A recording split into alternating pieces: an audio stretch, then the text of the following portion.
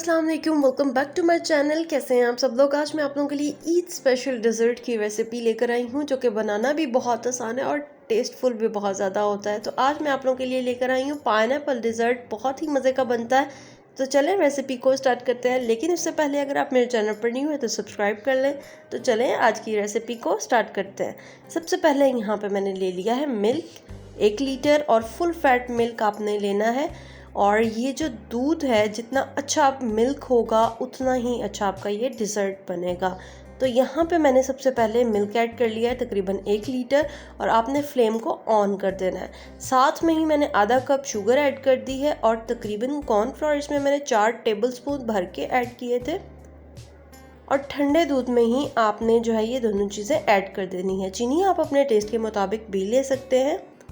उसके बाद हमने इसको हिलाते जाना है, और यहाँ पे मैंने वनीला एसेंस के फ्यू ड्रॉप्स इसमें ऐड कर दिए थे ताकि अच्छा सा फ्लेवर आ जाए।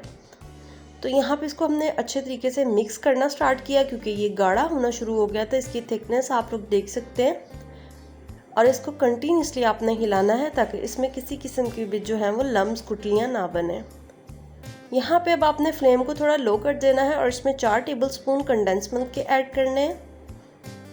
मिक्स करने के बाद यहाँ पे आपने फ्लेम को ऑफ करने के बाद 100 ml यानी क्रीम का पैकेट जो होता है वो 200 ml का होता है, तो मैंने हाफ पैकेट डाला है यानी 100 ml।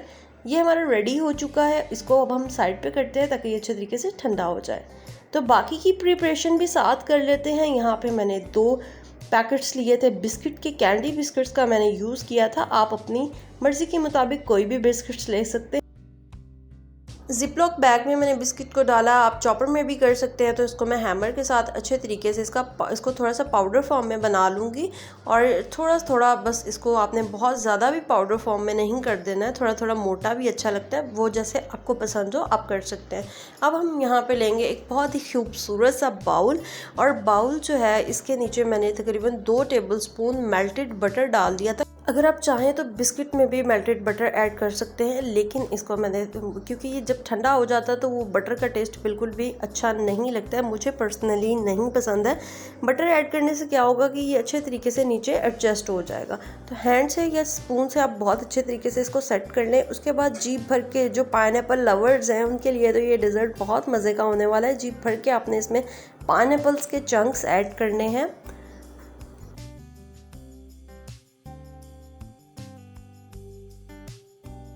तो इसमें खूब सारे मैंने पाइनएप्पल के चंक्स ऐड किए हैं। उसके बाद ये हम अपना कस्टर्ड इसमें ऐड कर देंगे, जो कि हमने दूध का मज़ेदार सा बनाया है। इसको आपने बहुत अच्छे तरीके से ठंडा कर लेना है।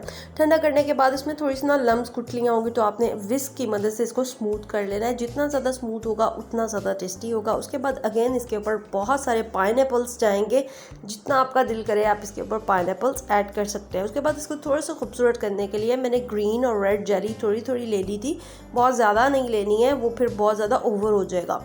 तो ये देखें, इस तरह से मैंने छोटे छोटे क्यूब्स जेली के कट कर लिए थे, और इसके ऊपर मैंने ऐड कर दिए। इसके बाद मैंने यहाँ पे इसको थोड़ा सा डेकोरेट किया व्हिपिंग क्रीम के साथ। मैंने 1 m नोज़ल ली और उसके साथ मैंने स्टार्स बना लिए, क्योंकि बहुत ही खूबसूरत लग रहे थे। और इसके ऊपर फिर मैंने एडिबल पर्ल्स गोल्डन कलर के ऊपर ऐड किए, और भी प्यारा लग रहा था ये बाउल।